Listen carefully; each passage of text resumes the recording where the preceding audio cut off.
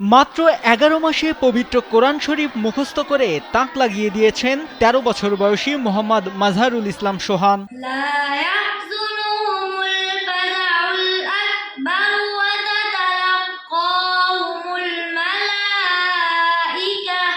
মা বাবার ইচ্ছে পূরণ করতে দিনরাত পরিশ্রম করে কোরআন পড়তেন সোহান। ভোর রাতে যখন তার সহপাঠীরা ঘুমাতো তখন সোহান ঘুম থেকে উঠে একা একা কোরআন পড়তো। মা বাবার স্বপ্ন পূরণ করতে পেরে খুশি ১৩ বছরের কিশোর। আমি অল্প সময়ে হেফজ সমাপ্ত করতে পেরেছি, সেই জন্য আমার মা বাবা অনেক খুশি। আমার মা বাবার অনেক বড় একটা আশা ছিল আমাকে হেফজ শেষ করাবে। আমি আজকে সেই আশাটা পূরণ করতে পেরেছি আপনাদের দোয়ায়। শিক্ষকরাও সোহানকে সহযোগিতা করেছে। সকলের দোয়া আর পরিশ্রম তাকে এই সাফল্য এনে দিয়েছে। আরও পড়াশোনা করে ইসলামের খেদমত করতে চায় সোহান। আসসালামু আলাইকুম ওয়া রাহমাতুল্লাহি ওয়া বারাকাতুহু। আপনারা সকলে আমার জন্য দোয়া করবেন, আমি যেন বড় আলেম হয়ে ইসলামের এবং আহলে সুন্নাত ওয়াল জামাতের খেদমত করতে পারি। আমি হাফেজ হওয়ার কারণে আমার ছাত্র ভাই এবং উস্তাদগণ, মা বাবা, ভাই বোন সকলে অনেক খুশি।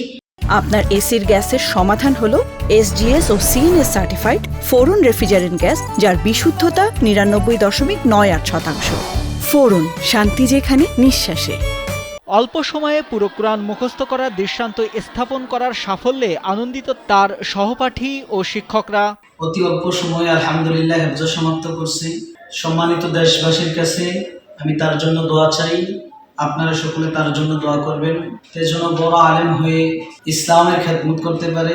সোহান কোরআন হিফজ করতে ২০২৩ সালে কুমিল্লার ব্রাহ্মণপাড়া উপজেলার সদর ইউনিয়নের কল্পবাস এলাকায় অবস্থিত মুহিব্বানে রাহমাতুল্লিল আলামিন হাফেজিয়া মাদ্রাসায় ভর্তি হয়। অন্য ছাত্রদের তুলনায় বেশি পড়া মুখস্থ করত সোহান। পড়ার প্রতি এত আগ্রহ দেখে শিক্ষকরাও তাকে সহযোগিতা করেছে বলে জানান মাদ্রাসার প্রধান হাফেজ মোহাম্মদ রবিউল্লাহ শিকদার। আমরা এতটুকু বলতে পারি, যখন এই মাজহারুল ইসলাম সোহান ২০২৩ সালে মাদ্রাসায় ভর্তি হয়, নাজারা বিভাগে যখন পড়ালেখা করে আলহামদুলিল্লাহ অতি সুন্দরভাবে এত মহব্বতের সাথে যখন পড়ালেখা করে আলহামদুলিল্লাহ, তার পড়ালেখার দিকে মনোযোগ দেখে আমরাও তার প্রতি একটু গুরুত্ব দিই এবং গুরুত্ব সহকারে তাকে আমরা পড়ানোর চেষ্টা করি।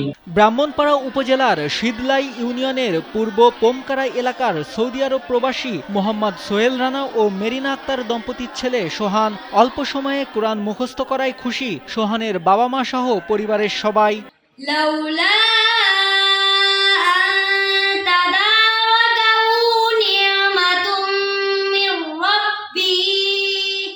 নাইমুল হাসিব, কালবেলা।